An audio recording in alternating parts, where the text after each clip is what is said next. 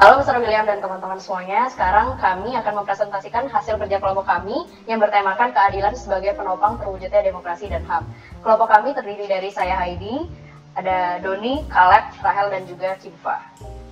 Yang pertama, saya akan menjelaskan mengenai cara menerapkan prinsip dalam demokrasi HAM di Indonesia.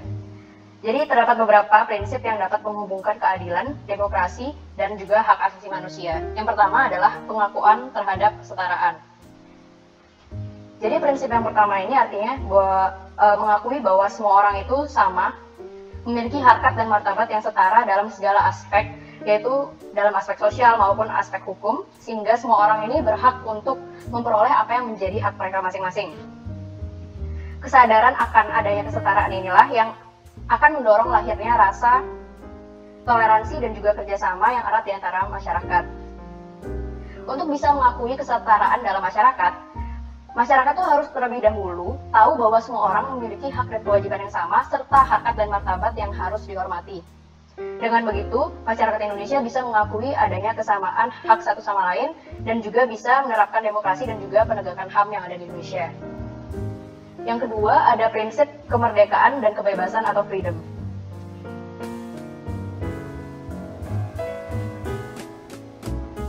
Jadi prinsip yang kedua ini seringkali menjadi bumerang bagi demokrasi dan juga penegakan HAM di Indonesia.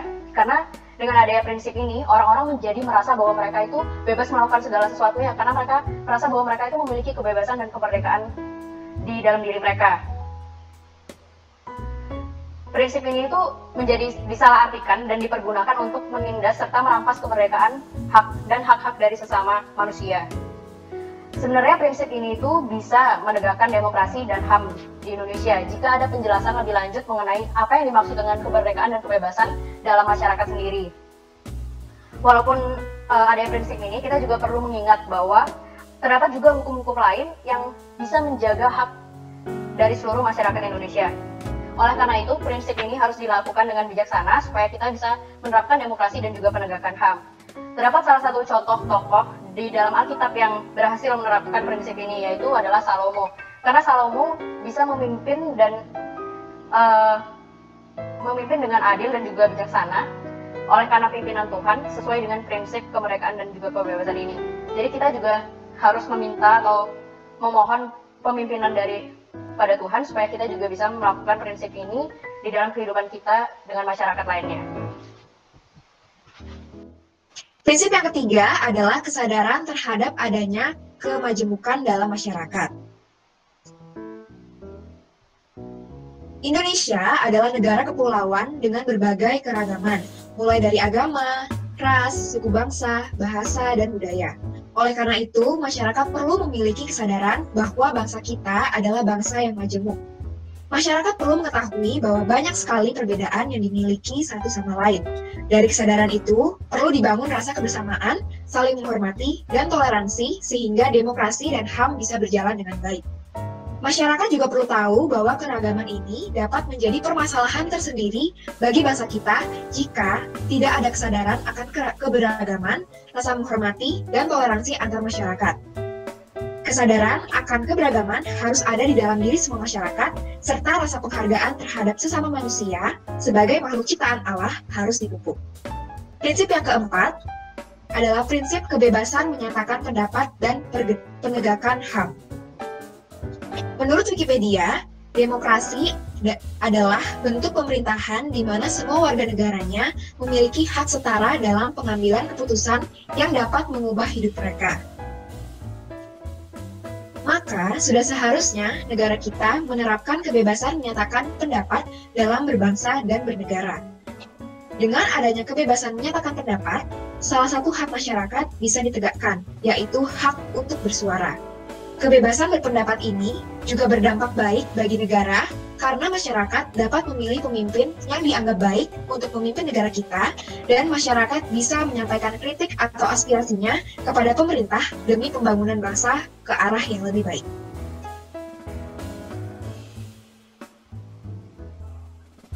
Yang kelima ada integritas. Masyarakat yang memiliki pendirian yang baik akan membuat negara kita lebih mudah dalam menerapkan demokrasi dan HAM atau hak asasi manusia. Di mana integritas yang baik juga pasti akan menghasilkan dua perbuatan yang baik juga, seperti dengan adanya sinkronisasi antara perkataan dan perbuatan dari sebuah individu. Kemudian integritas yang benar juga akan menghasilkan sebuah buah yang baik karena dilakukan dengan cara yang jujur dan juga adil. Yang terakhir ada demokrasi, HAM atau hak asasi manusia, dan keadilan yang merupakan tiga hal yang paling berhubungan. Dimana jika kita telah menerapkan demokrasi dan HAM atau hak asasi manusia, maka sila kelima dari Pancasila yang berisikan keadilan bagi seluruh rakyat Indonesia tersebut dapat terwujud dalam masyarakat Indonesia sendiri.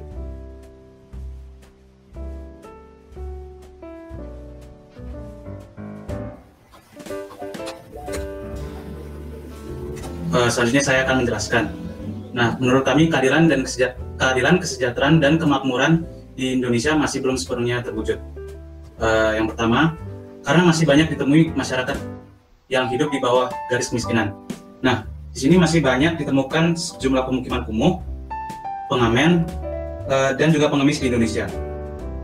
Menurut Badan Pusat Statistik, jumlah penduduk miskin pada Maret 2020 sebesar 26,42 juta orang, meningkat hingga 1,63 juta orang terhadap bulan September 2019 dan meningkat 1,28 juta orang terhadap bulan Maret 2019. Selanjutnya, hukum yang masih tebang pilih. Nah, contoh kasus di sini adalah Joko Chandra, tersangka kasus korupsi hak tagih Bank Bali yang 11 tahun lebih bisa tak tersentuh hukum, bahkan bisa bebas keluar masuk Indonesia. Selain itu, masih banyak koruptor yang masih buron, seperti Harun Masiku yang tersangka suap kepada mantan Komisioner KPK Wahyu Setiawan, Edi Tansil yang tersangka pembobol uang negara melalui Bank Pembangunan Indonesia, dan lain-lain. Sementara itu, seorang kakek bernama Bursin di Probolinggo dipenjara 2 tahun dan denda 2 miliar akibat menebang pohon mangrove untuk bahan bakar memasak. Dan juga banyak korporasi besar yang terbukti membakar hutan tetapi tidak mendapat sanksi yang berat. Menurut laporan Greenpeace, yang pertama Sungai Budi atau Tunas Baru Lampung dengan area kebakaran 16.500 hektar, yang kedua Bakri sebesar 16.500 hektar, Des Agro Plantation sebesar 13.700 hektar, dan yang terakhir Lipo sebesar 13.000 hektar, dan Korindo yaitu sebesar 11.500 hektar.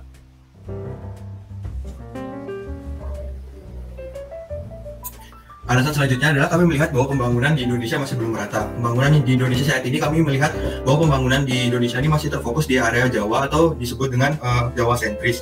Dan dari pembangunan yang kurang merata ini, seolah-olah pemerintah Indonesia ini melupakan daerah-daerah lain, khususnya di daerah Indonesia Timur. Kami menemukan bahwa akibat dari pembangunan yang kurang merata ini menimbulkan sejumlah konflik, kekerasan politik, dan belum ditangani, serta ada pelanggaran HAM yang belum diselesaikan, khususnya kasus di Wasiwor, Wamena, dan di Paninai. Bahkan menurut buku Papua Roadmap itu menyebutkan bahwa akibat dari pembangunan yang kurang merata ini menimbulkan keinginan dari Papua untuk memisahkan diri dari Indonesia atau referendum yang bahkan semakin menguat belakangan ini. Selanjutnya, alasan terakhir kami menilai bahwa pemerataan kemakmuran di Indonesia belum tercapai adalah karena pendidikan dan akses kesehatan yang masih belum merata di Indonesia. Masih banyak kita temukan anak-anak yang melintasi batas negara dan bahkan mempertaruhkan nyawanya demi menuntut ilmu, serta akses kesehatan yang masih belum merata. Contoh kasus yang kami temui adalah seorang murid bernama Nusaka yang harus bolak-balik dari Indonesia menuju Malaysia untuk pergi ke sekolah. Selain itu, siswa-siswi di daerah Sumatera Utara, dia itu harus berjuang menyeberangi Sungai Buaya yang lebarnya lebih dari 70 meter karena akses jalan yang sulit menuju ke sekolahnya. Lalu untuk akses kesehatan yang belum merata, kami menemukan kasus bahwa ada seorang ibu hamil di desa di Flores, di Nusa Tenggara Timur bernama Carolina Caro, terpaksa harus melahirkan di sebuah pondok karena jauhnya serta sulitnya akses menuju puskesmas terdekat yang jaraknya 17 km. Namun, kami melihat adanya upaya dari pemerintah, dan pemerintah itu tidak diam saja untuk dalam upaya untuk memajukan pemerataan kesejahteraan dan kemakmuran di Indonesia. Pemerintah Indonesia tetap berupaya untuk mewujudkan keadilan, kesejahteraan, dan kemakmuran dengan langkahnya, yaitu dengan memberikan tunjangan seperti KIP, KIS, dan tunjangan-tunjangan lain untuk mensubsidi biaya hidup masyarakat Indonesia. Selain itu, pemerintah juga mulai membangun sejumlah fasilitas secara merata di Indonesia, seperti aktif membangun jalan tol, seperti Trans Papua, Trans Sumatera, terus membangun akses tol laut yang diharapkan mampu membuka isolasi di daerah-daerah lain dan dapat menggerakkan roda perekonomian dan pembangunan ekonomi di seluruh Indonesia. Selanjutnya, sebagai remaja Kristen, apakah yang dapat kita lakukan untuk mewujudkan keadilan bagi sesama? Yang pertama, menghargai perbedaan. Kita sebagai remaja Kristen harus memiliki sikap penghargaan terhadap sesama manusia sebagai makhluk berharga ciptaan Allah. Di dalam perbedaan seperti perbedaan ras, budaya, gender, dan agama, kita tidak boleh memicu konflik dan perpecahan, melainkan kita harus memiliki kesadaran dan penghargaan terhadap perbedaan tersebut sehingga akan terwujud keadilan. Yang kedua, menghargai hak hidup sesama atau hak asasi manusia. Kita harus paham bahwa semua manusia memiliki hak yang sama, sehingga kita tidak boleh merebut hak seseorang secara paksa, melainkan kita bertugas untuk menjaga keseimbangan hak dan kewajiban. Contohnya adalah hak untuk menyuarakan pendapat. Sebagai remaja Kristen, kita harus bersikap adil dengan cara menghargai hak sesama kita sebagaimana kita ingin dihargai. Kita juga harus taat melakukan apa yang menjadi kewajiban kita di lingkungan keluarga, sekolah, dan masyarakat. Dan yang ketiga, kita sebagai remaja Kristen harus ikut serta dalam melakukan kegiatan sosial dalam rangka mewujudkan kemajuan dan yang merata dan berkeadilan sosial. Contohnya seperti kegiatan gotong royong, pelayanan sosial, dan ikut serta dalam kegiatan amal untuk kemanusiaan. Selanjutnya, apabila kita telah diberikan kesempatan untuk menjadi salah satu pemimpin bangsa, maka ada beberapa hal yang kita akan lakukan sebagai umat Kristen. Yang pertama, menjalankan semua tugas dan tanggung jawab yang kita miliki dengan secara jujur dan penuh integritas di hadapan Tuhan, di mana agar nantinya posisi kita sebagai seorang pemimpin dapat lebih memuliakan nama Tuhan dan juga memberi keuntungan dan berkat bagi sesama dan juga diri kita sendiri. Dan untuk poin yang kedua, itu kita harus berusaha untuk selalu berada dalam kebenaran firman dengan tetap taat mengikuti peraturan atau kebijakan yang berlaku dan yang ada sesuai dengan kebenaran dan menurut kepercayaan kita sebagai umat Kristen, sehingga kita juga dapat menjadi contoh bagi sesama atau orang lain atau masyarakat luas untuk turut serta dalam menaati segala peraturan yang ada. Dan untuk poin yang ketiga, kita juga dapat mengaplikasikan firman Tuhan dalam setiap tindakan dan perilaku yang kita lakukan, sehingga dapat lebih kembali meninggikan nama Tuhan melalui perilaku kita sebagai umatnya, di mana orang lain juga akan memandang kita sebagai umat Kristen yang baik dan akan memandang baik juga nama dari agama Kristen itu sendiri. Dan poin yang keempat juga kita harus berusaha untuk mengabdi sepenuhnya kepada masyarakat dan juga memiliki sikap toleransi yang tinggi untuk seluruh lapisan masyarakat tanpa memandang suku, budaya, ataupun latar belakang mereka yang berbeda-beda. Dan sekian presentasi dari kelompok kami. Terima kasih.